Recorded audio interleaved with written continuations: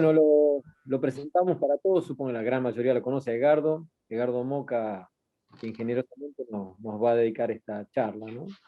Edgardo es licenciado en Ciencias Políticas de la Universidad de Buenos Aires, actualmente docente, ha sido columnista anteriormente en Clarín, hace muchos años en Página 12, y coautor de varios libros. Yo fundamentalmente quisiera aprovechar para agradecerle a Edgardo, y que siempre lo hablamos con nuestros amigos, ¿no? Son de las personas que le pusieron el cuerpo para esa dura tarea que fue ponerle luz a la lucha por la verdad, ¿no? Desnudando los intereses de los medios de difusión concentrados, y en aquella batalla épica que fue la construcción de la ley de medios, ¿no? Lucha que aún continúa, que no ha terminado. Pero siempre nos acordamos de eso, y lo que debemos agradecerle a la gente que le puso el cuerpo, porque eso indudablemente no le fue gratis, ¿no? Eso desató después persecución y más que un disgusto para todos los que participaron de eso. Así que siempre, digamos, eternamente agradecidos, porque nos ayudaron a pensar, nos ayudaron a darnos cuenta a muchísima gente de lo que había atrás de algunos artículos periodísticos, de las tapas de los diarios, digamos, creo que nos ayudaron muchísimo en esclarecernos esa cuestión, a los que inocentemente agarrábamos un artículo y lo consumíamos sin darnos cuenta de qué era lo que estaba por detrás.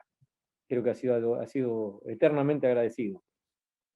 El tema que vamos a tratar hoy es la pospandemia, digamos, algo también, digamos, es para pensar mucho, porque originalmente cuando enfrentamos esta crisis pensamos que íbamos a terminar en un mundo mejor, la gente salía a las 8 de la noche a aplaudir a los trabajadores de salud, todos estábamos contentos porque íbamos a vivir en un mundo más solidario, y de repente nos encontramos con que había gente que quería echar a los enfermeros del edificio porque tenía miedo de contagiarse. Después hoy nos encontramos con un 40% no cumple la obligación de aislamiento después de haber viajado al exterior, enormes campañas en contra de todas las medidas de cuidado, gente diciendo que le quitan la libertad como si la libertad se lo quitara, digamos, la medida de cuidado y no la pandemia, ¿no? Así que bueno, digamos, este es un poquito un tema que tratamos de saber cómo vamos a terminar esto, ¿no? Digamos, uno pensaba que iba a salir la vacuna y generosamente las patentes iban a estar a disposición de todo el mundo, cosa que obviamente no ha sido así. Pero bueno, así que fundamentalmente eso, y siempre muchas gracias sobre todo, Edgardo. Así que bueno, adelante, te escuchamos. ¿Empezamos ya?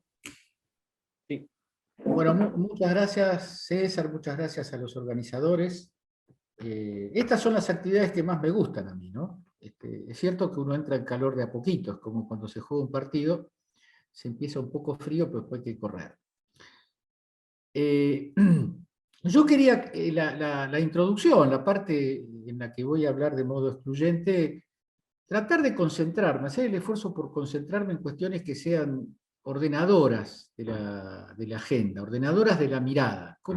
No tanto qué está pasando, sino cómo mirar lo que está pasando. Por supuesto que una vez que la única manera de entrenarse en cómo mirar lo que está pasando es mirar lo que está pasando. Están íntimamente unidas ambas cosas. Pero, porque digo lo siguiente, ¿no? Incluso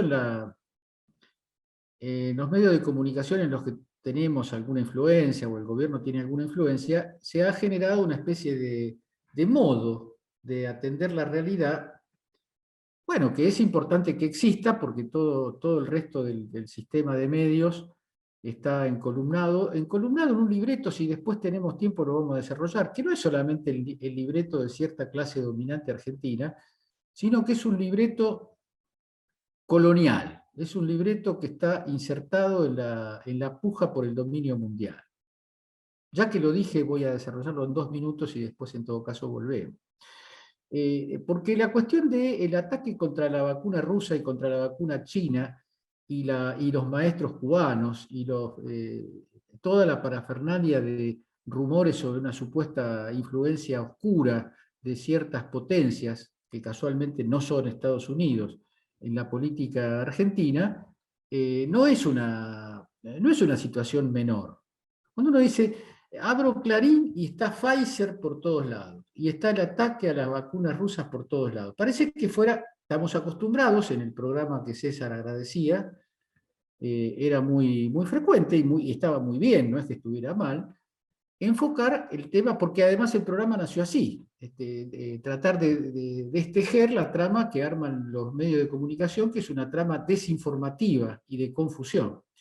Pero los medios de comunicación, además de formar parte de un bloque de dominio económico al interior del país, los medios de comunicación, no solo los argentinos, cada vez más toda la trama de los conglomerados, de los grandes conglomerados mediáticos, funcionan en una sintonía absoluta o casi absoluta, con una estrategia y una táctica que no está elaborada en términos horizontales. Es fundamentalmente la estrategia y la táctica que dicta el Departamento de Estado de los Estados Unidos.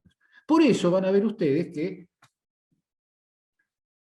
no me metí mal, me metí bien, porque algunos de ustedes habrán oído decir que Perón sostenía que la verdadera política es la política internacional, que todo se trama en la política internacional. Y hoy lo estamos viendo y vamos a tratar brevemente de demostrarlo.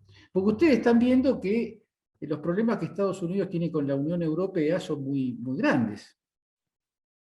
Y desde ya, en primer lugar, tiene Estados Unidos el problema de la competencia cada vez más inclinada en contra para los Estados Unidos de China. Y China apoyada y en alianza con Rusia. Entonces, y Argentina, que eso somos nosotros de acá, somos una parte de lo que históricamente, por lo menos desde el final de la Segunda Guerra Mundial, yo diría de la Primera, pero de modo contundente de la Segunda Guerra Mundial, se consideró el patio trasero, el punto de apoyo para el despliegue de la potencia militar, económica, comercial de Estados Unidos. Entonces, desde ese lugar estamos mirando el mundo, desde un lugar que se ha convertido por la dialéctica de las contradicciones mundiales, de las contradicciones entre grandes potencias, en una zona caliente. Caliente, vamos a decir, en dos sentidos. Caliente porque acá hay mucho petróleo, mucho shale, hay litio, que es probablemente uno de los minerales que sean vectores del desarrollo de la nueva revolución industrial en la cual de alguna manera ya estamos inmersos, ¿no? Todo el tema de los autos eléctricos. No quiero entrar en la fase técnica, quiero entrar en la parte económica, pero sobre todo en la parte política. Estamos en una época de mutación de todos los aspectos de la vida. Esto que estamos haciendo es parte de la mutación, dicho sea de paso. Esto hace 2 años habría seguramente directorios de grandes empresas que usaban el Zoom, pero no era el despliegue de masas. El Zoom no era un deporte de masas. Estaba el pádel, pero el Zoom entró especialmente con la pandemia. Entonces, cuando la pregunta es ¿qué viene después de la pandemia? O como la formulamos en la publicística de este encuentro, ¿hay un después de la pandemia? Obviamente, de entrada uno tiene que aclarar para no fomentar la desesperación y el caos en la mente y en el corazón de las personas que estamos hablando, que estamos escuchándolo. Esto no quiere decir, pero tampoco deja de querer decir. Vamos a tratar de explicarlo. No quiere decir en principio que la pandemia, como dirían los brasileños, não tem fin. Yo espero que la pandemia tenga fin, y me parece que es muy importante, políticamente, socialmente, es muy importante el proceso de vacunación que estamos haciendo, y es muy importante el cuidado, y es muy importante concentrar la voluntad nacional, la voluntad popular, en hacer las cosas para que salgamos lo antes posible ¿de qué? Bueno, del fenómeno que estamos viviendo hoy, de la cantidad de casos que por suerte están bajando, pero del hecho de que cada vez que empieza un invierno, empiezan las angustias y siempre ronda el peligro, hasta que no se resuelva esta trama, siempre asalta el peligro de que el sistema sanitario, debilitado además que fue por la política del gobierno de Macri, pueda colapsar, si no totalmente en algunos sitios, y de hecho ha colapsado. La Ciudad de Buenos Aires se decía falta poco para el colapso cuando las cifras eran de colapso. Lo que pasa es que también hay distintos niveles de colapso. Lo podemos dejar provisoriamente por ahí, pero lo que yo quiero explicar es que no quiero hacer una agorería de que vamos a vivir eternamente en la pandemia. Ustedes no sé si habrán oído hablar de Boaventura de Sousa Santos. Es un portugués cuyos textos muy habitualmente publica Página 12, El País de España. Es un militante de nuestra causa. Nuestra causa no le pongamos un nombre porque podríamos estar toda la noche tratando de encontrar un nombre de nuestra causa que nos una a todos. Nuestra causa, todos más o menos imaginamos en qué pertenencia nos encontramos. Entonces no se trata de una agorería respecto... Bueno, Boaventura de Sousa Santos habla de que el futuro no es el final de la pandemia, sino que el futuro es una pandemia intermitente. Es decir, que durante una cantidad de tiempo vamos a tener que acostumbrarnos a vivir una parte, no sé si enteramente libres, o enteramente como antes, no sé si la palabra libres le queda grande a cualquiera de las cosas que hayamos vivido, pero vamos a tener una etapa normal, dicho entre comillas, y una etapa de cuidados especiales. Ese es el pronóstico de Boaventura, apoyado en mucha data científica, pero además, este pensador, que si no lo han leído yo se los recomiendo, Boaventura de Sousa Santos, está pensando en la pandemia como la expresión, como la excrescencia, como la pus. Esto todo es mío, no le echen la culpa a Boaventura, lo estoy diciendo con mis palabras. A la pus que sale de un mundo sumamente enfermo. Yo creo que es un punto de vista que parece raro para una charla de coyuntura, quizás lo es, pero a mí me parece que no nos podemos enfrentar a la coyuntura diaria, porque si no somos un noticiero mediocre, que si estamos a favor del gobierno de Alberto Fernández nos pasamos denunciando a Macri porque hizo tal cosa, a Larreta porque hizo tal otra, y salí, nos vamos a dormir felices porque ellos son todos malos y nosotros somos todos buenos. Y ese me parece que no es el sentido. El sentido es un intercambio que nos sirva para crecer en nuestra capacidad de mirar lo que ocurre, y llegado el caso, y ojalá así lo sea, de protagonizar lo que ocurre, de estar adentro de lo que ocurre, de hacer algo porque las cosas vayan en una dirección, que es la única manera de comprender la política. Dicho esto por un Tano, que no era Tano porque Tano son los napolitanos, este era del sur, más al sur que Nápoles, era sardo, era de Cerdeña, y se llamaba Antonio Gramsci. Antonio Gramsci decía, ¿qué quiere decir analizar la política? ¿Qué quiere decir tener previsión política? ¿Qué quiere decir tener previsión política? Bueno, y en la previsión política Gramsci ponía en primer lugar la voluntad de acción de quien quiere comprender la política y quien quiere prever la política. ¿Por qué decía Gramsci? Porque si el que está previendo, el que está tratando de prever, no tiene un programa, no tiene, vamos a ponerlo en términos menos duros, no tiene un deseo, no tiene una interpretación del mundo que le diga a dónde quiere ir, en su país, en su barrio, en su pago, digamos, donde le toca estar. Entonces, si solamente cuenta con las acciones de los adversarios, su previsión está fragmentada, está quebrada, porque no tiene en cuenta la propia acción. Eso es si nos fijamos, es muy común en las conversaciones entre gente que piensa más o menos en el registro nuestro, que las conversaciones sobre cómo anda la política consiste en qué va a ser qué va a ser el otro y qué va a ser el de más allá. Como si el que pensara, que mirara la política, no tuviera nada que ver hacia dónde va la política. Desde el momento que vota ya algo tiene que ver, pero desde el voto se pueden escalar a formas participativas. Bueno, no les voy a explicar a ustedes, porque el Banco Credicop, lo hablábamos antes de empezar la charla, tiene una tradición de ser un banco que fomenta la organización, la participación, y dentro de eso una política que es inequívocamente de defensa del patrimonio nacional, de defensa de la pequeña y mediana empresa, de protección de los trabajadores, de distribución de la riqueza. Todo eso es la simbología del Banco Credicop. Así que vender naranjas en el Paraguay dicen que no es un buen negocio. No voy a vender participación entre gente que es militante del Banco Credicop. Entonces, la pandemia intermitente, pongámoslo aparte lo de pandemia intermitente, no contemos con cómo se va a desarrollar epidemiológicamente el mundo.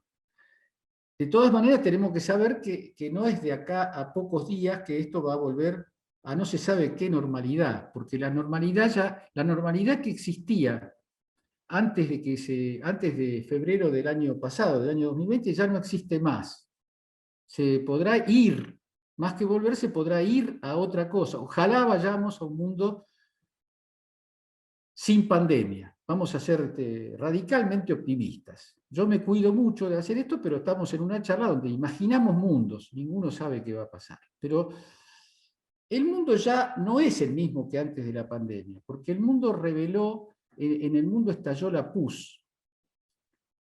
Estalló la pus de un mundo, alguien decía al principio con mucha pertinencia, el tema de la distribución de las vacunas.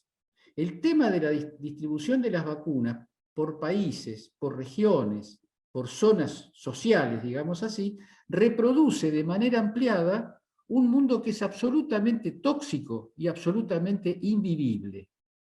Y cuando digo invivible, no hablo solamente de las depresiones, de los abandonos, de los dolores, de las distancias, del individualismo feroz. Hablo de la sustentabilidad del mundo de los humanos, no del planeta Tierra. El planeta Tierra, algunos dicen, no, el planeta Tierra, no, el planeta Tierra va a seguir dando vueltas sobre su eje y alrededor del Sol. Eso no se lo va a quitar nada al planeta Tierra. Lo que es más difícil de prever es qué va a pasar con los seres humanos y con todas las especies animales y vegetales que sufren el desenfrenado el resultado del desenfreno de la acumulación capitalista sin ningún otro norte que la reproducción de modo más veloz de la tasa, del capital para aumentar la tasa de ganancia.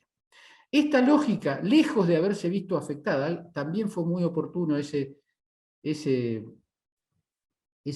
explicación de toda la situación profético-utópica que desarrollaron algunos filósofos, que la verdad que hay cierta decadencia en la filosofía mundial, ¿no? No lo digo por todos, acabo de nombrar a Sousa Santos, que es un referente, pero digo grandes filósofos, autores de textos extraordinarios que dicen que automáticamente el mundo, decían, ya no dicen eso, automáticamente el mundo va a ir a alguna nueva forma de comunismo.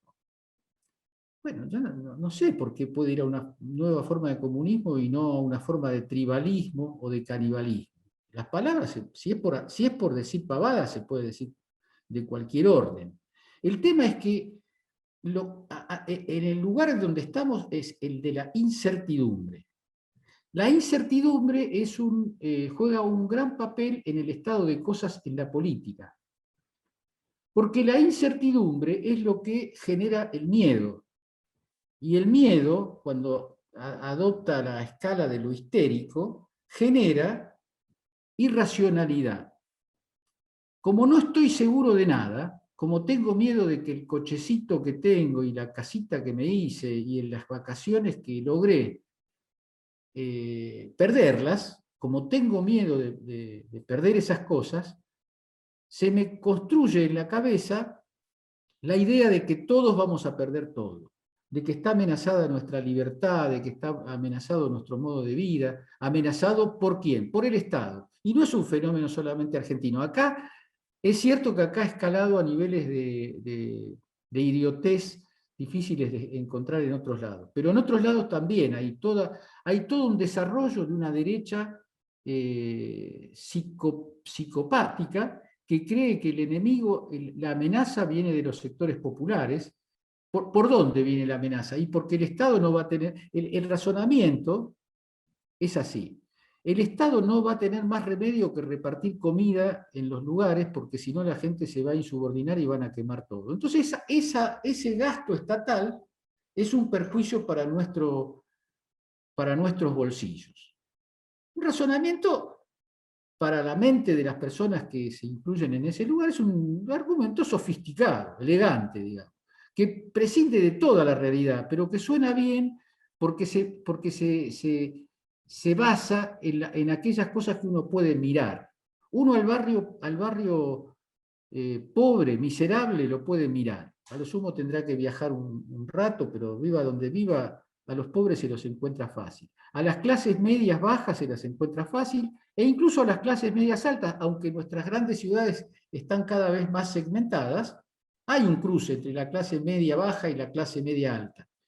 a los que nadie conoce, a los que nadie le ve la cara, son en el mundo el 1% de la población mundial, que se queda con más del 70% del producto que producen 7.400 millones de cuerpos humanos. Ustedes no sé nosotros no sé si asumimos la barbaridad de estas cifras, porque dichas así parece una estadística que se pone en un pizarrón, en una cosa de la computadora, pero en la realidad mundial, esto es una creciente cercanía de la catástrofe. Hay un continente entero, que es el África, cuyo stock de vacunas es casi inexistente. En un mundo que en el año 90 decía que con la caída de la Unión Soviética, la caída del muro y de la Unión Soviética, venía una globalización que iba a ser una expansión de la fuerza productiva que iba a satisfacer todas las necesidades. Esto no tardó nada más que 30 años, 3 décadas, en desaparecer de cualquier expectativa. Y esto es, no se puede entender la política mundial y en consecuencia tampoco la nacional sin pensarnos en esta dimensión. Vamos un poco a la Argentina, porque me imagino que querrán hablar de la Argentina. La Argentina está en una región, en la región, el cono sur de América Latina, y particularmente en la trama que nos une con América del Sur. La América del Sur hispano es nuestro ventanal. Nuestro ventanal da a ese lugar. En el año 2015, con la derrota de Scioli en la Argentina, la victoria de Macri, con la victoria de Bolsonaro en Brasil, la derrota también del Ecuador por un proceso fraudulento, porque en realidad el partido de gobierno de Ecuador ganó las elecciones, y el golpe de Estado contra Bolivia, los grandes pensadores del mundo decían que se había terminado el ciclo popular en América Latina.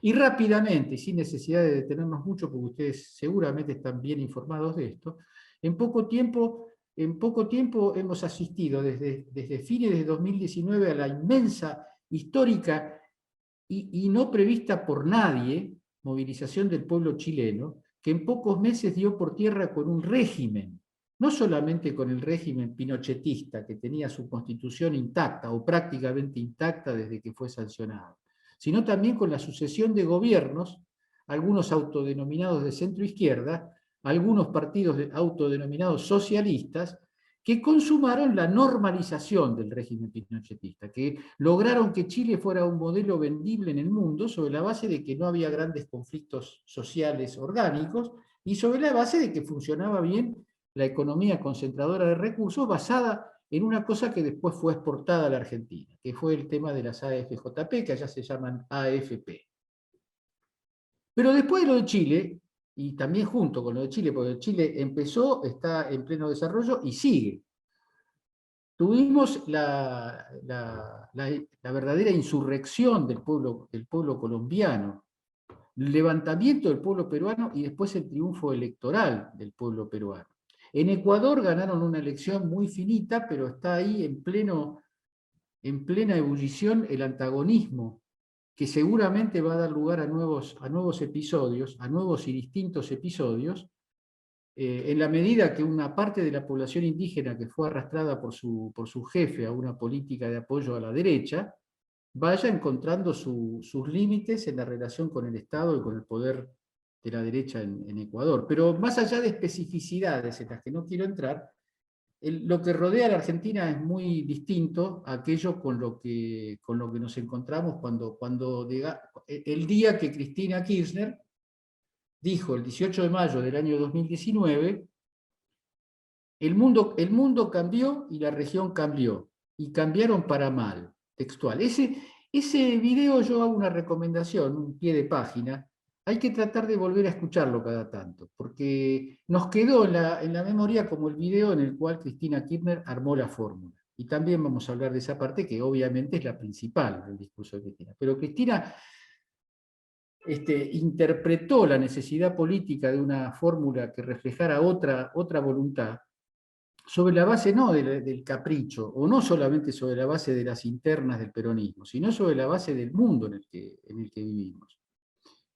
Entonces, este mundo está en pleno proceso de cambio. En América Latina, ¿cuál es la cuestión? En América Latina la cuestión es que Estados Unidos necesita la plenitud de su hegemonía comercial, política y militar para enfrentar el conflicto mundial con China. América Latina es la reserva estratégica de Estados Unidos, más aún con la creciente preponderancia de la presencia de los rusos en Medio Oriente. Todo el resto del mundo tiene una difícil agenda para Estados Unidos, porque por otro lado, ahora Biden seguramente va a intentar algunas cosas, pero Estados Unidos, en declive como está como principal potencia del mundo, ya tiene cada vez menos para ofrecer. Y la experiencia que han hecho los pueblos más directamente vinculados al dominio norteamericano, que somos los de América Latina, y particularmente, bueno, los de América Central en primer lugar y después los de América del Sur, han experimentado y están experimentando que por ese lado no se sale de su desarrollo, no se sale del hambre, no se sale de las privaciones. Los famosos intentos como la Alianza para el Progreso en la década del 60, otros amagos, siempre hay una especie de nuevo plan Marshall que se va a poner en acción, pero las cifras, la realidad, la carnalidad de la situación de América Latina es de una desigualdad cada vez más grande. No es la región más pobre del mundo, pero es la región más desigual del mundo. Y la costura que está estallando, estallando agravada que es por la pandemia, es la costura de la desigualdad. Y esto creo que es un tema no es solamente ni principalmente la pobreza, aunque duela decirlo así. El problema es cuando la pobreza va de la mano de una riqueza ostentada y multiplicada en forma escandalosa y propagandizada y pretendida y que se pretende imponer como el éxito del mundo. El neoliberalismo le va bien. Fíjense las fortunas que hace Google, las fortunas que hace Amazon. Y el espectador pasivo de ese proceso se pregunta, ¿y a mí cuándo me toca? El famoso derrame que propagandizaron en los años 90, ¿dónde está? ¿A dónde derramó? Hay una voz, que no quiero dejar de mencionar, que es la del Papa Francisco, el Papa argentino, que ha hablado de esto y ha escrito esto en textos verdaderamente memorables. Cuando se escriba la historia de esta época, el jefe de la Iglesia Católica, de una Iglesia Católica penetrada por todo tipo de problemas, muchos de ellos, en mi opinión, insolubles, porque la corrupción siempre es hija de la acumulación, y la Iglesia Católica ha acumulado demasiado poder y demasiados recursos materiales, pero la vida y la necesidad de subsistencia de la Iglesia Católica sería, si hay alguna pregunta sobre esto nos metemos, porque si no yo me voy a ir metiendo en cada cosa y no vamos a terminar más. Quiero decir que la enfermedad, la infección del mundo se llama desigualdad. ¿Desigualdad qué quiere decir? Colonialismo. Quiere decir maltrato a los sectores sumergidos. Y quiere decir también olvido de las responsabilidades frente a la casa común.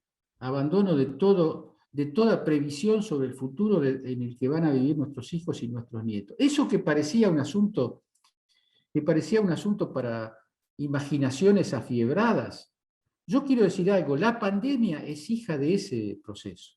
No hay pandemia sin la barbarie que se ejerce sobre los animales, ¿no?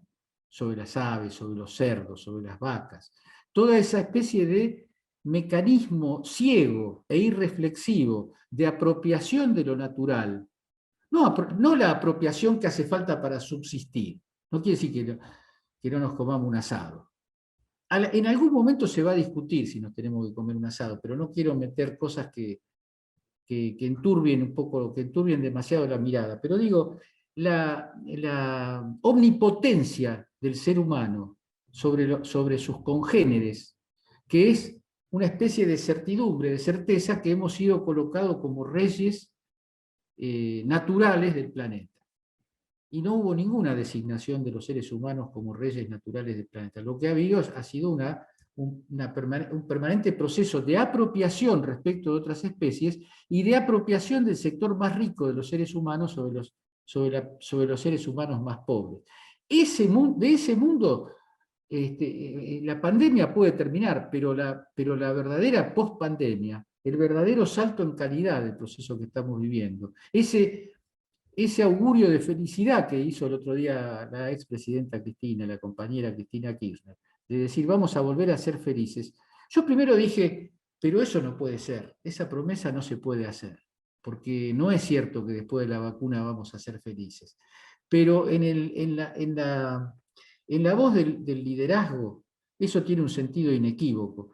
La pandemia es el eslabón, la vacunación contra el coronavirus, es el pasaje, es la parte que tenemos obstruida y sin superar esa barrera no vamos a poder recuperar la felicidad. Después vamos a tener que ajustar las cuentas. Bueno, cada tanto ella dice, bueno, hay que alinear tarifas, salarios, tarifas, jubilaciones con las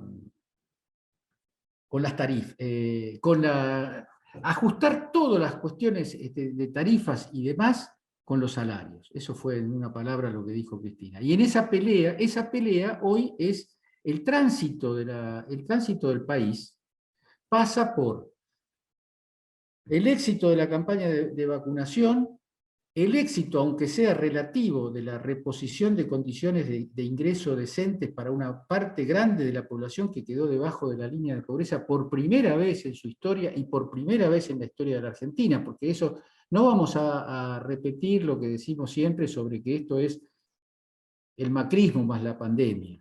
No es la pandemia solo, es el macrismo. Y el macrismo es la expresión más concentrada en la Argentina de ese proceso que también precede a la pandemia a escala mundial. Es el proceso del latrocinio, de la absorción de las riquezas de la tierra, de las riquezas minerales, de las riquezas vegetales, de todo por un puñado de dueños. Y la Argentina, como creo que todos ustedes saben, sufre desde su propia constitución como país la apropiación monopólica del principal recurso, que después con el tiempo se convierte en el principal recurso de exportación, y que constituye el gran drama que tiene la Argentina.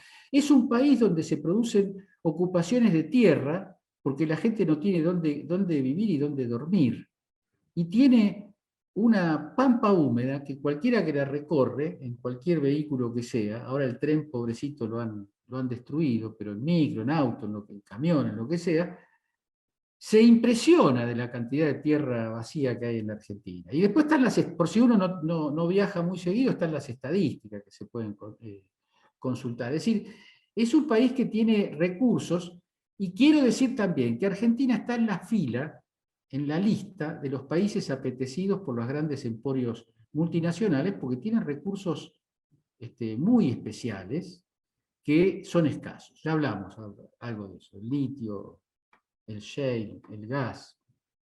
Y después, por algo que la Argentina tiene y está mostrando en estos meses, que es la capacidad de sus científicos y de sus técnicos, la capacidad de su población.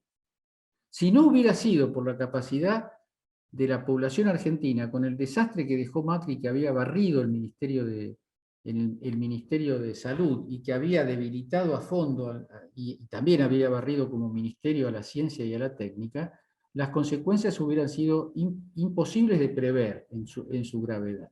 Entonces ahora, el pasaje son las elecciones.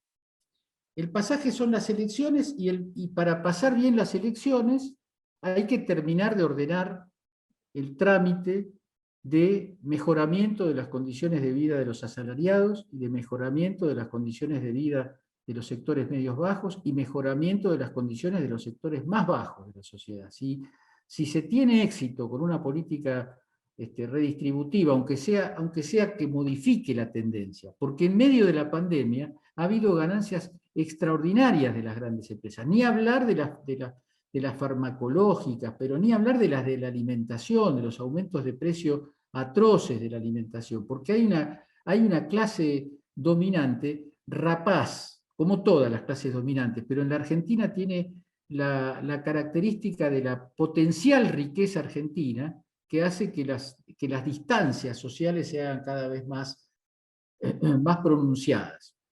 Entonces, el tema de, como se dice vulgarmente, poner plata en los bolsillos de las personas, que a veces suena feo, ¿no? Como si el Estado le regalara plata a la gente, es recuperar la economía desde el trabajo, recuperar la economía desde la producción y recuperar la economía desde el empleo. Eso significa poner plata en el bolsillo de la gente. Me gustaría que hubiera una expresión popular mejor lograda, porque ese es el espanto de las clases dominantes. El espanto de las clases dominantes, no de las clases dominantes, el espanto de las clases medias altas, que Piketty y otros autores importantes han revelado que las clases medias tienen más miedo de los pobres que de las clases ricas. Entre otras cosas porque a los pobres los ve todos los días, o muy seguido los ve, y porque el famoso problema de la seguridad, que es un emergente, una excrescencia de la desigualdad, y eso hay que decirlo, lo afecta. Y aparte porque piensa que cuando hay redistribución, crecen los que están abajo de la clase media y crecen los que están arriba de la clase media. La que no crece es la clase media. Y alguna razón en ese balance hay. Pero lo que pasa es que el error consiste en pensar que la solución es que el Estado no pague más la vagancia de los negros. Ahí está el salto en calidad de un razonable reclamo, porque nadie está en contra de que la clase media baje su estándar de vida. De lo que se está en contra es de que se acumulen fortunas que además son ilegales, son hijas de la corrupción. Ustedes tuvieron hace poco, según me estuvieron contando, una reunión donde trataron el tema de la hidrovía. Hace poco me preguntaron por radio, ¿cómo hacemos para poner plata en el bolsillo de la gente? Creo que en el programa de Aliber, Eduardo me preguntó eso, Aliber. Y yo dije, entre otras cosas, pesando las bolsas que pasan por los puertos de transporte que van desde el productor hasta Montevideo. Con que el Estado pese esas bolsas, ya recuperás unos cuantos miles de millones de dólares que podés hacer unas políticas sociales de primera línea. Entonces, el mito de que lo que se le saca de que lo que se le da a los pobres en forma de ayuda social se lo sacan a la clase media, es la construcción ideológica que permite que un sector de la clase media, incluso un sector de la clase media baja, siga adoctrinada por la idea del antiestado. Y ahora ha asumido todo eso la forma de la libertad, la fórmula de la libertad contra el comunismo. ¿Qué es el comunismo? El Estado. Pero escuchame, este no es un Estado. ¿Dónde viste un Estado comunista? En China puede ser. E incluso en China con características particulares, no el comunismo que predominó en el siglo XX. Entonces lo que están haciendo es construyendo un gran mito que se reproduce, no es que se produce desde arriba y en la clase media simplemente se recibe. La clase media ha ido asumiendo una ideología de clase, o por lo menos un sector de la clase media, que es el gran tema que tenemos que lograr retrotraer. Voy a un tema porque no quiero olvidarme de algunas cosas fuertes. Ustedes recuerdan que Cristina Kirchner, en septiembre del año pasado, cuando fue el aniversario de la muerte de Néstor, habló de las certezas, ¿no? De que las certezas, la primera certeza es de que el problema no eran las formas, no era que atacaban al gobierno de Cristina por las cadenas nacionales y todas esas pavadas, sino que había otras cosas que se fueron revelando en el propio gobierno de Alberto. La segunda certeza es que toda la sanata sobre que la que gobierna es ella es eso, es sanata. Porque en el régimen presidencialista gobierna el presidente. Y la tercera certeza es una cosa que yo quería dedicarle un par de minutos, porque es un enigma del que casi no se habla, y es una formulación de Cristina que, conociendo como la conocemos todos, no es que alguien conozca a Cristina y otros no, porque Cristina la conoce todo el mundo. Conociéndola a Cristina no creo que se le haya ocurrido o se le haya escapado un error o se le haya escapado no sé qué cosa. Pero ella dijo, el gran problema de este país es la economía bimonetaria. El gran problema es que la Argentina no tiene una moneda nacional, porque la moneda nacional funge de mediación entre la producción, el trabajo y el dólar. Se la mide según una relación con el dólar y finalmente la fórmula del ahorro es una fórmula en dólares, ¿no? Y que comparten todas las clases sociales que logran comprar dólares, ¿no? Porque algunos dicen, bueno, eso pasa en todas las clases sociales. Bueno, permítame, pero en algunas clases sociales no hay para comprar dólares, apenas se alcanza para comprar garbanzos. Pero el tema es que la economía bimonetaria, en realidad Cristina lo dijo de una manera, después estuvimos hablando con economistas, los economistas dicen, en realidad la economía bimonetaria es la dependencia económica, porque ese asunto de cómo surgió el tema, de que toda la gente quiere ahorrar en dólares, en la década del 70, en el año 75, ¿y qué ocurrió en el año 75? Ocurrió primero el Rodrigazo y después el golpe de Estado y la dictadura cívico-militar. No es del cielo que viene la presencia del dólar en la Argentina, no es del cielo. Y es de toda la maquinaria del lavado de dinero, de la extracción de plusvalía que se va al extranjero, de ese desastre que se hizo durante el gobierno de Macri de la creación de activos externos por miles y miles, por decenas de miles de millones de dólares. Un choreo de características, no sé cómo calificar, de características insólitas, muy difíciles de encontrar en otros países con el nivel de desarrollo de la Argentina. Quizás proporcionalmente sí, porque si uno piensa en el África, el modo de vida de los pobres en África y la guita que se llevan los colonialistas, que se llevaron no, quise decir lo que dije, que se llevan los colonialistas del África, es una cosa muy, muy espantosa. Pero quiero ir a la tercera certeza. A esa certeza, la certeza de lo bimonetario. La certeza, yo la voy a llamar la certeza de la dependencia económica, de la dependencia externa, la dependencia económica. La certeza de la dependencia económica, Cristina dice, solamente se resuelve con un acuerdo multisectorial, con un acuerdo con todos los sectores sociales, políticos y mediáticos, dice Cristina Kirchner. ¿Se le habrá escapado? ¿Ustedes consideran que Cristina Kirchner dijo mediáticos porque quiso decir otra cosa, porque se enredó cuando estaba escribiendo el Twitter y nadie la corrigió? Yo creo que no.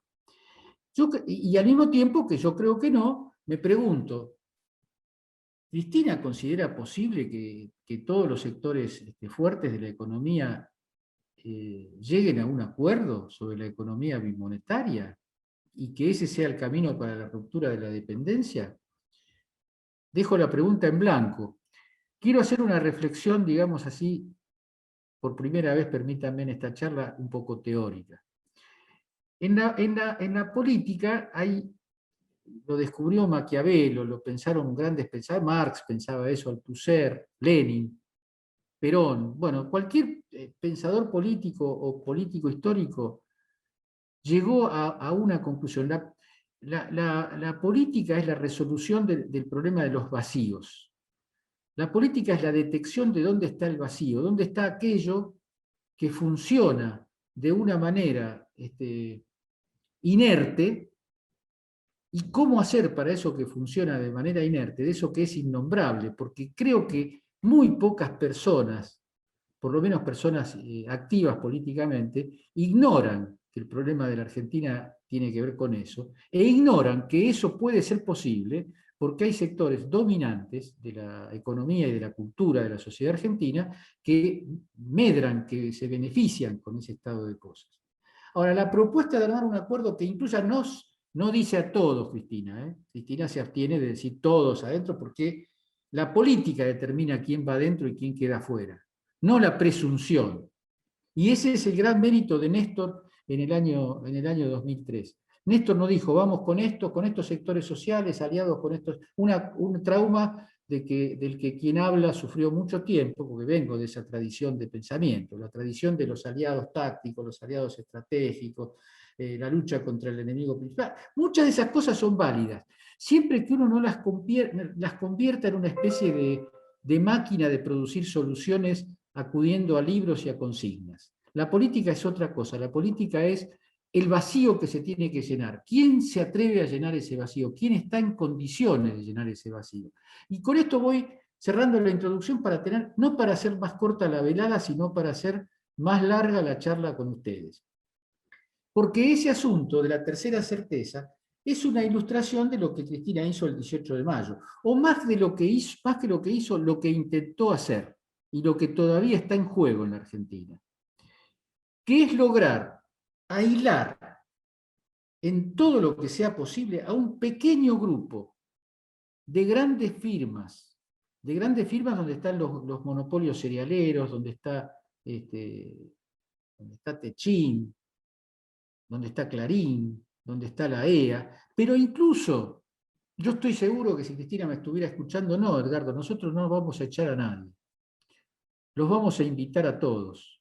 Y ese invitar a todos es un acto hegemónico de la política. El que invita ejerce la hegemonía, o por lo menos lucha por la hegemonía. El que dice con este no, vamos con los buenos, ese nunca tiene la hegemonía. Y ese es un aprendizaje de Cristina. Una enseñanza de Cristina que Cristina aprendió. Tuve la suerte, pocas veces me crucé cara a cara con Cristina, no me voy a mandar la parte acá entre amigos. Pero la última vez que me encontré con Cristina, en una presentación de libros que hicimos con Chantal Mouffe en el Instituto Patria, la vi a Cristina obsesionada, ¿saben por qué? Por la tercera presidencia de Perón. Por lo mismo que dijo cuando presentó el libro Sinceramente, que habló largamente del acuerdo de Gelbard, de Perón, del intento de Perón, de cómo regresó Perón transformado respecto de su experiencia anterior. Y parece que algo le dice a Cristina en ese momento, porque 10 días después anuncia la fórmula Alberto Fernández y ella. O sea, fue simultáneo. En esa conversación estaba madurando la decisión. Yo, por supuesto, no lo sabía ni podía haberlo imaginado, ¿no? Pero, ¿en qué consiste esto? Que la fórmula Alberto Fernández-Cristina Kirchner tiene el propósito, tiene el sentido hegemónico de crear todas las condiciones que sean necesarias para ese gran acuerdo político, que solamente deje afuera al que obstinadamente quiere quedar afuera. Y yo ahí sí meto un poco de determinismo político histórico. El que quiere quedar afuera de eso es porque quiere quedar adentro de la Embajada de Estados Unidos y del Departamento de Estado de Estados Unidos. Y entonces, con esa lucha por ocupar el vacío, deslindamos la fuerza mucho mejor. Y acá termino con un par de consideraciones que espero que tomen bien, que no molesten. Pero yo tengo muchos problemas con el tipo de comunicación que se está haciendo, no desde el lado de Clarín, porque eso sería tener alguna esperanza de que la comunicación que viene de Clarín o de La Nación nos pudiera tener algo de serio, algo de cierto, algo de decente. Esa esperanza ya la perdí. Hablo de la gente nuestra, de muchos tipos amigos con los cuales tomamos mate y tenemos buena relación. Pero esa cosa obstinada de simplificar la política y de reducirla a la bondad y a la maldad, a la transparencia y a la corrupción, a la bondad y a la maldad. Hay mucho, desgraciadamente hay mucho de eso. Y además hay una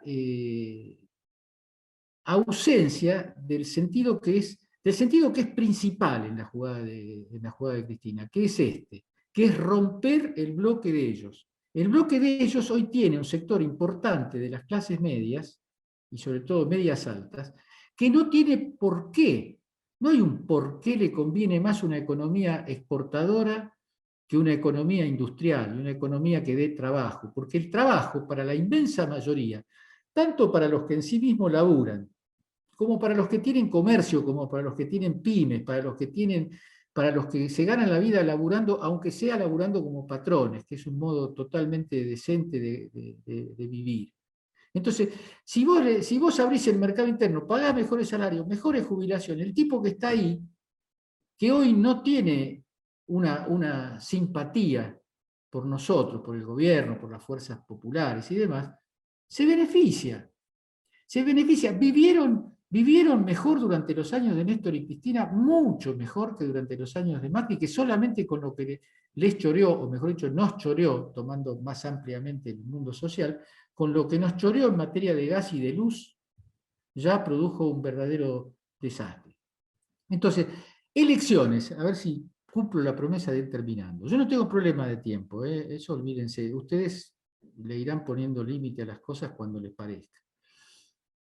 Las elecciones son cruciales, no es cierto, no hay que dedicarse a las elecciones, hay que dedicarse a la política, no. Las elecciones hay que ganarlas, la clave del triunfo electoral es la unidad, la unidad es la clave, el proyecto que Cristina concibió el 18 de mayo del año 2019, lejos de estar agotado, como dicen incluso algunos dentro del espacio en el que estamos nosotros, en el que estoy yo, lejos de estar agotado, hay que darle un empujón más, porque se ha logrado mucho en términos políticos, en medio de una situación catastrófica mundial y nacional. Se ha logrado retener las fuerzas nuevas, que uno dice, por ahí uno mira en el circuito chico, bueno, ustedes son de la zona de Bahía Blanca y no creo que caigan en esos errores, pero el punto es que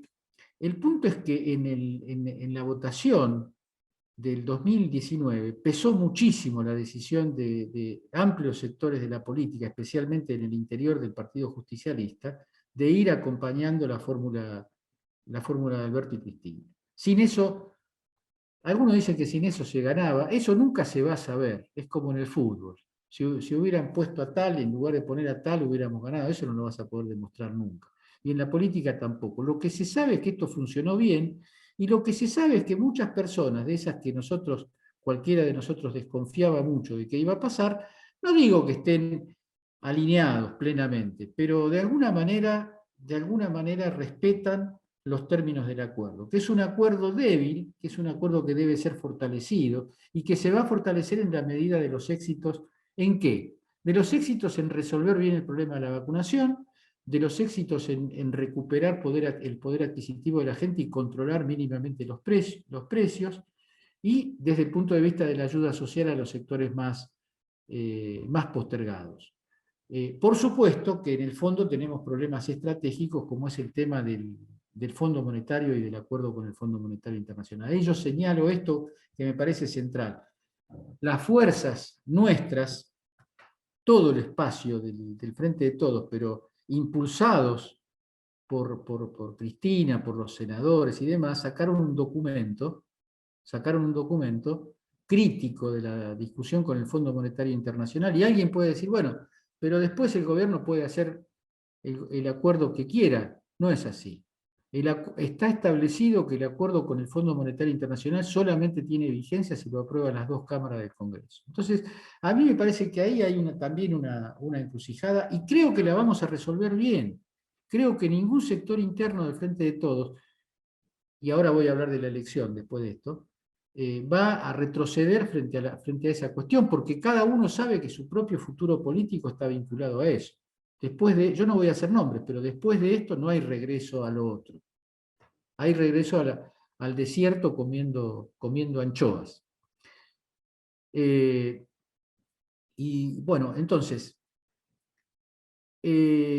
con la unidad y con la pelea contra la pandemia y con el mejoramiento de la situación económica, un triunfo electoral para crecer en la representación parlamentaria y una mejor representación parlamentaria producto de esa elección para poder tocar algunas fibras que en estos meses no pudimos tocar. Para resolver de otra manera problemas como lo de Vicentín, para resolver de otra manera problemas como lo de la Corte Suprema, para resolver de otra manera un conjunto de problemas que se han ido acumulando y que han tenido un gobierno que ha tenido que pelear en todos los frentes. Eso no exime de crítica al gobierno, no estoy haciendo una defensa in toto de lo actuado por el gobierno. Yo creo que en muchos temas se perdió mucho tiempo, en muchos temas todavía no se agarra la sartén por el mango, el control de precios no no puede no tener una dureza, una fuerza más efectiva, porque ahí nos estamos jugando la elección.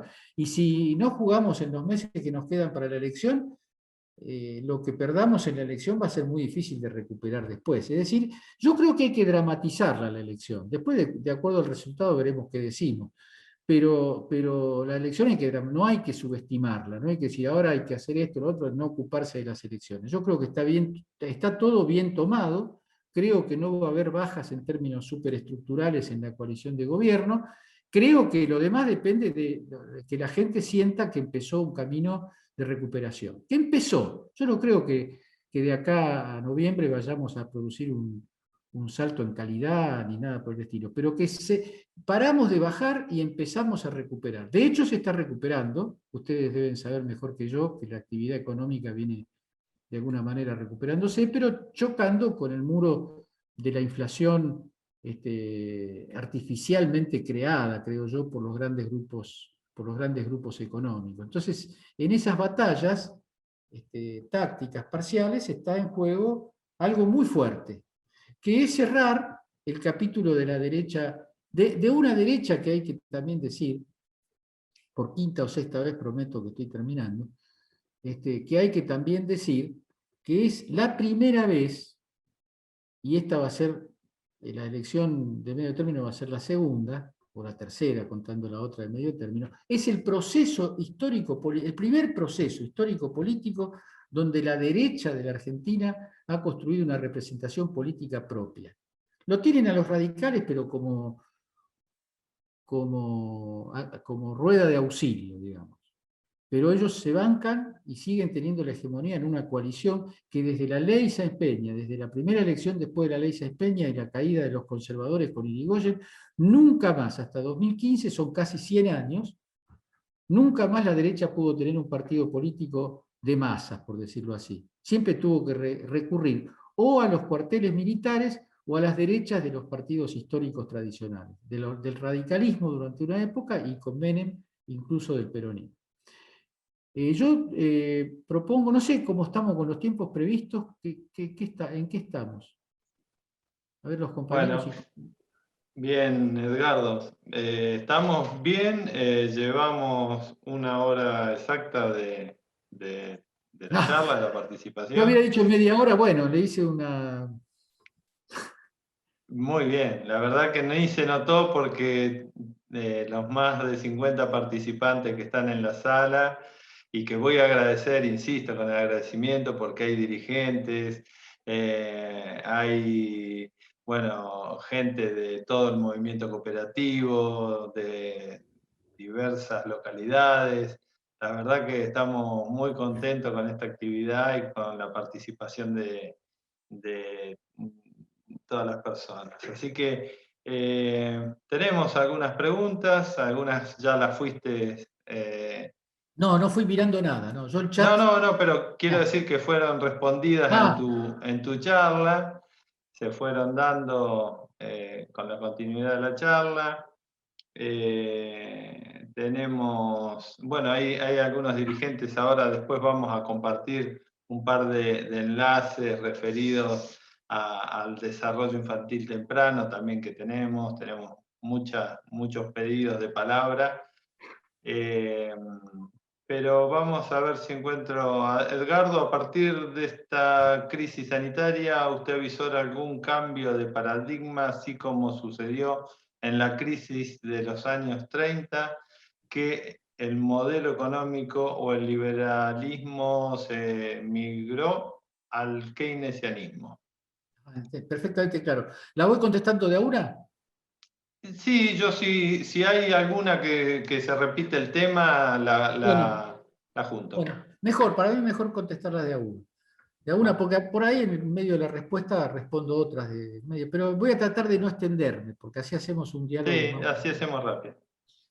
Eh, bueno, esa es la incógnita. Si la pregunta fuera, ¿es necesario un cambio de paradigma como el que ocurrió después de la crisis del 29, el paso del liberalismo previo al keynesianismo? La respuesta contundentemente es sí. el pronóstico entra en otro terreno. En general el terreno de la política no es el terreno de los pronósticos, el terreno de la política es el terreno del planteo del problema. Del planteo del problema y de la lucha por resolver el problema, y no del pronóstico sobre si el problema se resuelve o no. Hay algo muy interesante que está ocurriendo, que vamos a tratar de decirlo de modo equilibrado, porque cualquier exageración en un sentido o el otro puede llevar no solo al error, sino hasta al ridículo. Estados Unidos, Biden ha lanzado un plan que incluye reivindicaciones del tema de la salud, el aumento de salario, la promoción de los sindicatos. Eso es, desde el punto de vista de la fórmula y no de la realidad, porque todavía no sabemos cómo va a ser la realidad, desde el punto de vista de la fórmula no es keynesianismo, sino rooseveltismo, que es más o menos lo mismo, porque en realidad Estados Unidos fue la primera potencia mundial que adoptó métodos de control de los monopolios, porque tuvo justamente porque fue el país epicentro de la crisis del 29. Ahora, después, en realidad, el keynesianismo, el gran triunfo del keynesianismo, fue después de la Segunda Guerra. Y también fue confluyente, porque en general se dice que el keynesianismo fue una necesidad para superar lo que Karl Marx llamaba las crisis cíclicas del capitalismo, la crisis de superproducción, porque se produce mucho, pero la gente no tiene plata en los bolsillos para comprar. Y esa era la base del siglo XIX, que no cambió demasiado, se le podría agregar muchísimas más cosas, pero Marx previó el núcleo del problema. Entonces, la solución de Keynes fue inversión estatal, abrir construcción, reproducción activa del capital desde el Estado para abrirla, para producir, para abrir la gestación de puestos de trabajo, es decir, una intervención fuerte del Estado. Eso Estados Unidos lo está proponiendo, ¿para dónde? Para Estados Unidos. Se abstiene muy bien de exportar ese aspecto de su política y de tratar de impulsarlo en otros países, porque en realidad la clase dirigente, la clase dominante de Estados Unidos tiene un punto central en su agenda, que es la competencia con China. Y China le ha comido todas las fichas a Estados Unidos en los últimos años, todas no, pero le ha comido todas las que le sobraban, se la comieron los chinos, porque le igualaron y están a punto de pasarlos en la competencia de la alta tecnología de la revolución industrial, digamos, de la 5G, de las grandes aperturas hacia modos de producción de calidad superior. China se puso a la par de Estados Unidos en ese punto. ¿Y cuál es la ventaja de China? Eso no es muy difícil de entender. Es un Estado que dirige, es un Estado que planifica, es un Estado que premia y castiga con dureza. No sé si premia con dureza, pero castiga con dureza, y disciplina, crea la clase capitalista, permite que la clase capitalista se constituya o se reconstituya después de la revolución maoísta, digamos, deja que el capitalismo se desarrolle y se enriquezca un sector de la población, pero poniendo condiciones ¿para qué? Para sacar del hambre todos los años 200 o 300 millones de chinos, ¿no? Esas cifras yo las digo, a veces las digo para estremecer al que me escucha, pero cuando las digo me estremezco yo mismo, ¿no? Porque nosotros estamos viendo en un país de 40 millones de habitantes como, bueno, un montón de millones, más de 20 millones están en situación de pobreza, y es gravísimo. Y los chinos resuelven la situación de 200 o 300 millones de personas al año y van a terminar con la pobreza en muy poco tiempo, lo que no va a querer decir que terminó las insuficiencias ni que se generó una plena igualdad. El proceso de China es un proceso para dedicarle seguramente con algún especialista, ustedes pueden hacerlo. Si me piden recomendación, tengo algunos para recomendarles. Pero lo que yo quiero no es entrar en el tema chino, sino entrar en qué significa que Biden haya hecho este giro hacia un rooseveltianismo. Hace falta saber también qué va a pasar adentro de Estados Unidos, hay que ver qué va a pasar con el complejo militar, industrial y sobre todo financiero de Estados Unidos, porque siempre que uno... ¿Qué es el paso de la década del 70 del keynesianismo al neoliberalismo? Es la suspensión de la convertibilidad del dólar en oro. Se liberó el precio del dólar y la liberación del precio del dólar generó un movimiento especulativo de época que rompió todos los termómetros y que cambió la naturaleza de la economía mundial. Fue lo de los años 70, de los 70 a los 90, no fue un cambio de modo de producción en términos técnicos, fue una revolución política impulsada, protagonizada y ganada por el gran capital financiero. Esa es la historia del asunto. Entonces, eso ha acumulado mucha fuerza política.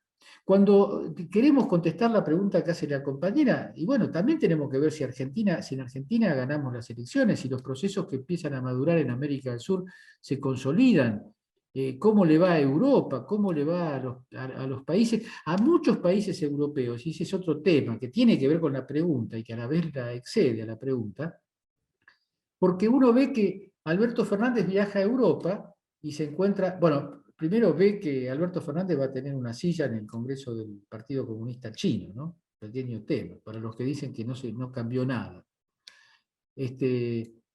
Y además se encuentra con Merkel, se encuentra con Sánchez de España, con Macron. Entonces uno dice, ¿qué pasa? ¿Cómo es esto? ¿Eso es rendirse al capitalismo europeo? Hay muchos problemas en Europa respecto a Estados Unidos.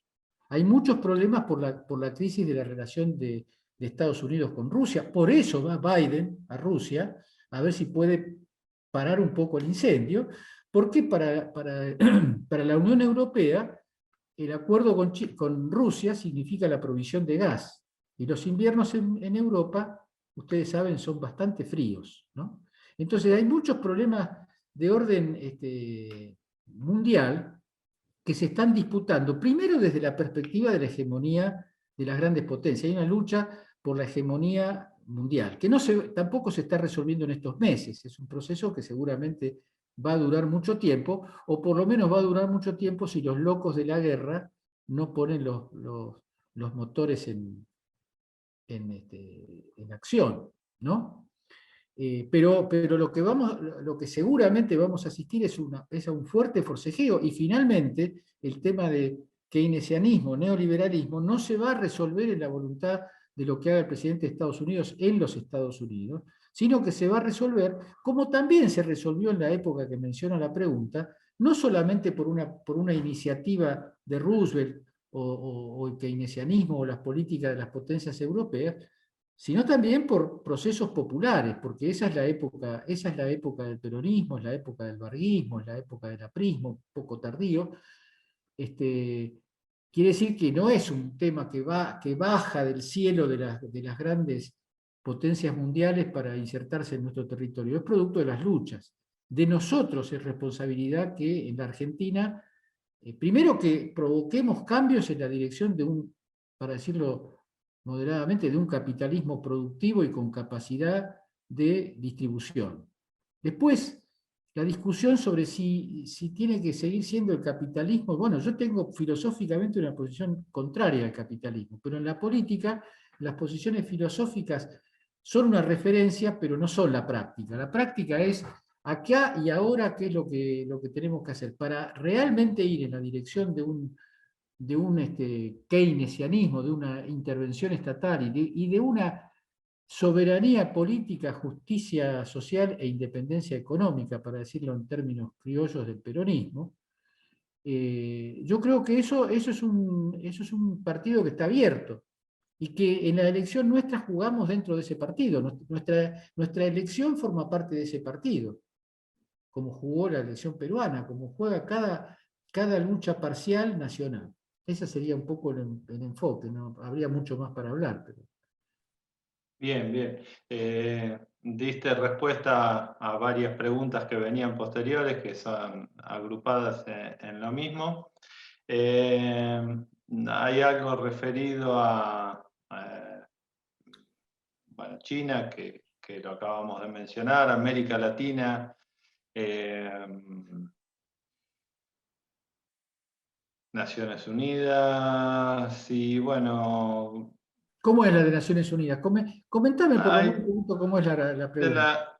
te la leo. ¿Cuál es la perspectiva sobre la Agenda 2030 de Desarrollo Sostenible de Naciones Unidas? Bueno, la perspectiva de esas cosas son las mismas perspectivas de lo que estamos hablando acá. Desgraciadamente hay que decir al respecto de eso, como al respecto de la conferencia de cambio climático, un montón de decisiones, como la decisión que impulsó el gobierno argentino de Cristina Kirchner para el tratamiento de las salidas de los procesos de endeudamiento, de los defaults. Todo eso no quiere decir que no tenga importancia lo que diga las Naciones Unidas, pero la importancia que tiene lo que diga las Naciones Unidas es de orden, ¿cómo decirlo?, de orden ideológico, de orden de influencia en la conciencia de la humanidad. Pero después, las Naciones Unidas, daría para hablar un rato largo, han perdido razón de ser tal como están organizadas hoy. Es una maquinaria de sacar buenas declaraciones que no cumple nadie, la Organización de las Naciones Unidas. Desde la vieja época de los vetos de las grandes superpotencias, ahora en realidad se pasó al veto de la principal potencia y de sus satélites. Lo que hagan Estados Unidos, Canadá, Israel, Inglaterra, olvídate de cualquier cosa. No te vas a olvidar de las declaraciones, porque en algunas declaraciones, especialmente los demócratas de Estados Unidos, van a estar de acuerdo. Tienen problema en firmar a favor de la felicidad del género humano y de la igualdad. El amor y la igualdad. Si decís firmar por el amor y la igualdad, firma Estados Unidos. Pero no tiene ningún efecto práctico eso, ¿no? Yo no creo mucho... Yo, insisto, creo en que una buena resolución de la ONU permite hacer propaganda. Permite decir, mirá lo que dice la ONU y nosotros no hacemos eso, vamos por eso. Eso hasta ahí llega, no hay ningún factor compulsivo, no hay posibilidad de ejercer la compulsión para que eso se haga realidad. Una decisión de Estado, la ONU obviamente no es un Estado, ni siquiera es una comunidad estatal. Una resolución, ¿el Estado qué es? El Estado es ¿quién es el Estado? El Estado es el que ejerce el monopolio de la violencia legítima, dijo un tal Max Weber, alemán. Quiere decir que lo que caracteriza al Estado es que el Estado te dice, che, tenés que hacer esto. Si no haces esto, te va a pasar esto otro. Que es un problema de gobernabilidad que hoy está, no me quiero ir de tema, pero que hoy pasa en Argentina. El Estado toma resoluciones y no tiene potencia para hacerlas cumplir. No es un problema de gobierno. No quiero salir en defensa del gobierno, así en todo. Tendría muchas cosas críticas para decir.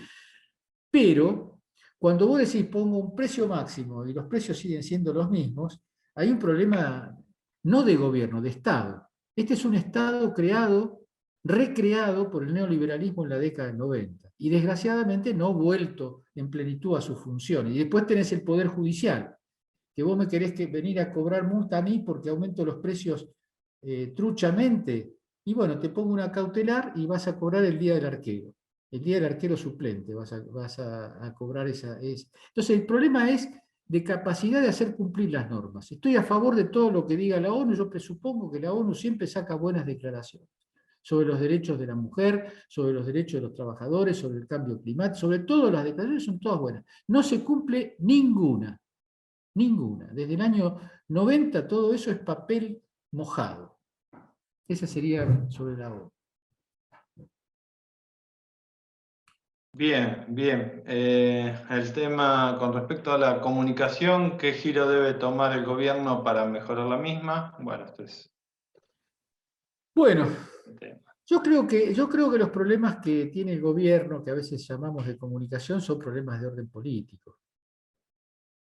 Y los problemas de comunicación son problemas de orden político. Yo voy a hablar en esto descarnadamente, soy actor de alguna manera de esta discusión. Mi posición, yo creo que no hacía falta decirla de entrada, es una posición favorable, partisana a favor de la fórmula Alberto Cristina, partisana a favor de ganar las elecciones de medio término, no tengo reparo de ningún tipo. Ahora, puesto frente a esta cuestión, La política comunicativa está definida por una proscripción.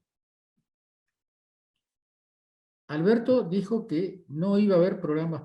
Primero dijo que no iba a volver 678, como si a un presidente de la República le correspondiera decir qué programa de televisión va a funcionar y qué programa de televisión no va a funcionar. Y créanme que no lo digo porque sea parte involucrada, porque fue una etapa de la vida, está todo bien con eso, pero yo no, en mi agenda no figura la lucha por recuperar 678. Hay cosas que creo que son más importantes de recuperar. Pero la proscripción no es la de 678, la proscripción es de la política en la TV pública, expresamente dicha así. No quiero política en la TV. La TV pública tiene que dedicarse a educar. Hay problemas de concepción ahí muy evidentes, muy evidentes. Porque, ¿qué es lo que en qué consiste la educación? ¿Desde cuándo puede haber una educación integral que no sea política? ¿Cómo le explicás a una persona a la que estás educando, sea niño o no niño, o niña o no niña, en qué consiste, en qué consiste la educación fuera de la forma de vida de la gente, la forma de alimentarse de la gente, la forma de vivir decentemente de la gente? ¿Qué quiere decir educar? Educar no será educar en un país federal donde no esté la Cámara de Diputados, la Cámara de Senadores, el Poder Judicial, los grandes bancos, las grandes financieras, los grandes centros de departamento y de viviendas fastuosos, esté todo en la ciudad de Buenos Aires. No será educar que la televisión pública explique la dramática concentración de recursos en un país que se dice federal, y que no le puede dar techo a sus habitantes en un país con la llanura pampeana. ¿Qué será educar fuera de la política? Por supuesto, cuando uno enseña el teorema de Tales, no necesita hablar de política, se entiende, no estamos haciendo afirmaciones ridículas, pero la educación incluye la educación incluye la autocrítica sobre la propia educación. La educación incluye, por ejemplo, saber por qué una familia que vive en Catamarca está actualizada de lo que ocurre en la ciudad de Buenos Aires, no recibe una sola información de lo que pasa en La Rioja y hasta si se descuidan en la misma Catamarca. Una vez estaba en Los Toldos, el pueblo de Eva Perón. Y un chacarero de la zona, no importa la actividad que yo estaba desarrollando para el caso, me dice: yo estoy muy preocupado por la seguridad. Entonces le digo: ¿hay muchos cuatreros? Le digo: ¿se roban las vacas? Me mira como asombrado. No, te asaltan en la calle. ¿Acá? No, lo que dice la televisión de lo que pasa en Buenos Aires. ¿Eso es educación o no es educación? ¿Es cultura o no es cultura eso? Entonces, y además yo creo que cuando se habla de programas políticos en la TV pública, yo no estoy defendiendo la propaganda política, yo no hacía propaganda política, yo defendía un punto de vista que era previo a mi contrato con la productora con la que me contrató. Para los que me conocen, saben que yo no cambié de opinión porque me pusieran en el panel de 678. Más bien, me pusieron en el panel de 678 porque sabían la opinión que yo tenía. Y eso está bien. ¿Por qué puede estar bien? ¿Por qué puede estar bien que los neoliberales tengan el 90% de la palabra escrita televisada y ahora con las nuevas tecnologías todavía más? Lejos de liberar la palabra, la han concentrado más. ¿Por qué puede estar bien eso? ¿Cómo puede ser que en la televisión pública no haya voces que... No quiero decir que no las haya, porque he visto, quiero ser respetuoso en esto, hay compañeros y compañeras que sobre todo que se han integrado en la última etapa, estoy contento, no tengo cero resentimiento y cero interés personal en esto. Yo contesto lo que me preguntan los compañeros y compañeras y lo estoy contestando con la más amplia apertura de mi corazón. Yo creo que se necesita una comunicación. Primero se necesita una política más decidida, porque la comunicación va siempre detrás de la política. Es lo mismo que con las Fuerzas Armadas. Necesitamos Fuerzas Armadas, necesitamos Fuerzas Armadas fuertes, valga la redundancia, pero al servicio de una política. El que fija el que fija la orientación siempre es la política, no la comunicación. No se puede inventar una comunicación en ausencia de una política, en este caso de una política comunicativa.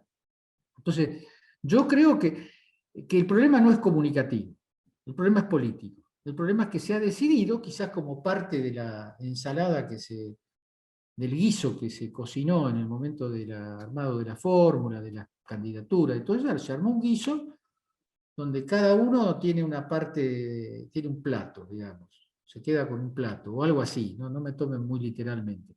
Pero creo que en esa instancia la cuestión comunicativa ha quedado sumamente rezagada, y la comunicación, la política comunicativa rezagada termina siendo una política débil, una política débil. Una política que hoy, para encontrar algún programa que más o menos se soporte ver, tenés que comerte una cosa que tiene más de programa de propaganda de la corrupción del macrismo que de formación política orgánica de un sector de la población, y que la televisión forme políticamente, no a favor del Frente de Todos, ni del PJ, ni de Cristina, a favor de la democracia, a favor del federalismo, a favor de la igualdad, a favor del respeto de la igualdad de género, del respeto por la diferencia, del cuidado del medio ambiente, de la organización para defenderse de la pandemia. Todo eso es política. El hecho de que en cualquier canal que prendés la tele te están diciendo que las vacunas matan, que hay que recuperar la libertad y que el gobierno es comunista y ese tipo de cosas, todo el aire televisivo, el aire comunicativo está plagado de esa porquería. Y nosotros no podemos tener la aspiración de tener una política, de tener una cantidad de programas y de formas de comunicación que planteen otro modo de vivir. Me parece que es una cosa por lo menos digna de ser discutida. Bien, bueno, Edgardo, sí, justamente referido a lo que tiene que ver con la comunicación, este espacio que nos brinda esta gran empresa cooperativa, a los más de 3.500 dirigentes que participan de la organización y gestión de esta empresa, nos permite, a través de las comisiones de asociados, un espacio de participación. Ese espacio de participación, alguna de las comisiones lo tiene todos los martes, o todos los jueves, o se reúnen cada 15 días, y a veces son entre 14, 15, 25 personas en una reunión donde se pone un espacio de debate y pensamiento, y se trabaja todo esto que tiene que ver. Esta herramienta que es la tecnología, a veces nos juega a favor, a veces nos juega en contra, y en estas oportunidades nos permite, a través del banco, tener este acercamiento, traer gente como vos para crear estos espacios de pensamiento, y Perdón, más Omar, allá de... quisiera no dejar de contestar una cosa que se dice, Sí, deberíamos haber empezado por ahí, que dice: se nos fue Horacio González, ¿qué reflexión te trae atendiendo a tu cercanía con él? iba a No, a ver, redondearte con eso seguí ya. tranquilo, pero eso no lo quiero dejar de contestar. Sí, sí. Iba a redondearte con eso, Sí. más que nada porque para darte el pase ya para que lo cierres y des este espacio por concluido, te iba a dar el pase para esa pregunta. Tener en cuenta de que el 3 de julio es el Día Internacional de las Cooperativas. La nuestra es una empresa cooperativa, y el lema este año para las cooperativas, el lema internacional es reconstruir mejor juntos. Ese es el lema. Ahí vamos a llegar para el 3 de julio con un montón de actividades que tenemos programadas. Esto se lo paso como mensaje para toda la gente que nos está siguiendo hoy. Y bueno, agradecerte por demás todo este tiempo, esta dedicación, y darte la palabra para que vayas dando el cierre. Después, en todo caso, le decimos al presidente de la comisión, a Daniel Ignisi, para que se despida. Así que sí, hay una última pregunta ahí con respecto, como vos lo mencionabas recién, te doy la palabra. Bueno, muchas gracias a Omar y muchas gracias a todos por la atención y por la presencia. Efectivamente, la partida de Horacio es un hecho muy fuerte para mí. Vamos a hablar en primera persona del singular porque la pregunta va dirigida a mí. Yo con Horacio tuve una relación que no fue una relación intensa de muchas frecuencias y de mucha intensidad. Fueron momentos quiere decir mesas redondas, reuniones Yo no participaba en carta abierta, pero a veces iba. eh, Muchas reuniones en las que lo he conocido, lo he visto. Yo creo que ese fue un grande que es de una grandeza irrepetible, porque los modos del conocimiento, los modos del desarrollo de la cultura han ido evolucionando de tal manera que es muy difícil encontrar un personaje que abarque la vastedad de la cultura que abarcaba Horacio, con la profundidad, con la calidad que él tenía. Ahora, quiero decir que el Horacio, un apunte es, estamos realizando un ciclo de encuentros para conversar la coyuntura, que ustedes pueden venir, porque ahora no hay que tomar ningún colectivo, simplemente me piden el link y yo se los doy. Todos los jueves de 8 a 10 organizamos con Amado Boudou, con Ricardo Aronskin, que es un economista que creo que ustedes deben conocer, con Natalia Salvo, con Pablo Fondevila, con un grupo de gente, y se reúnen unas 400, 500 personas todos los jueves de 8 a 10 de la noche. Y Horacio vino desde la segunda reunión que hicimos allá por abril del año pasado, y vino casi todas las noches, salvo la última etapa cuando lo agarró el coronavirus. Y la verdad es que retomar, aunque sea por estas formas tan mediadas, como es verse la cara en un cuadradito, me sentí cerca de Horacio, sentí que fue la etapa de mi vida donde estuve más cerca de él, por más que no lo pude abrazar en ningún momento.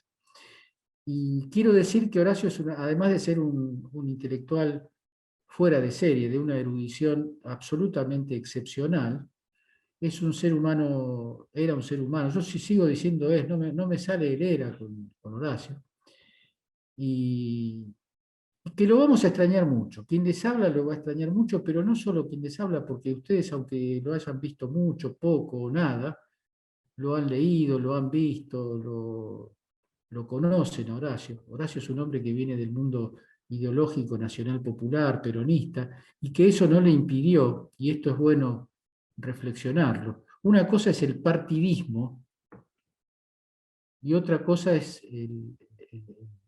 la formación política. La formación política consiste en hacerse las grandes preguntas sobre el mundo.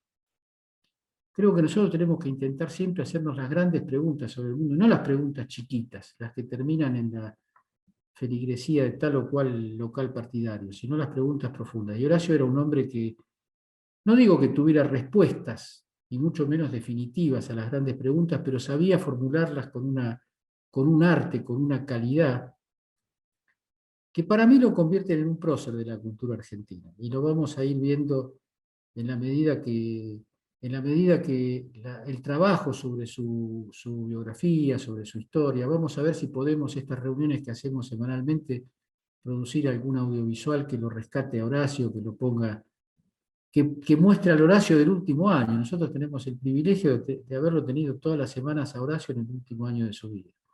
Así que, bueno, el dolor es muy fuerte. Hoy estuve en el programa de radio, cuando estaba en Buenos Aires, o sea, a las 5 de la tarde, antes de venirme para Ingeniero White, estuve con Jorge Alemán, que estaba también cerquita, estaba ahí en Madrid, entonces hicimos una conversación que seguramente la pueden encontrar en la web. Estas son las delicias, ¿no? Porque yo estoy recapitulando mi día, una reunión de cátedra a la mañana, una reunión con una persona que vive en España a la tarde y una reunión de amigos de Ingeniero White a la noche. Yo no sé si quiero que vuelva la presencialidad. En el caso mío no sé. ¿Eh? Además también es una cuestión de edad. Bueno, nada, gracias. Che. Bueno, muchas gracias. En nombre de la filial 090 de Ingeniero Guay, le damos las gracias a don Edgardo.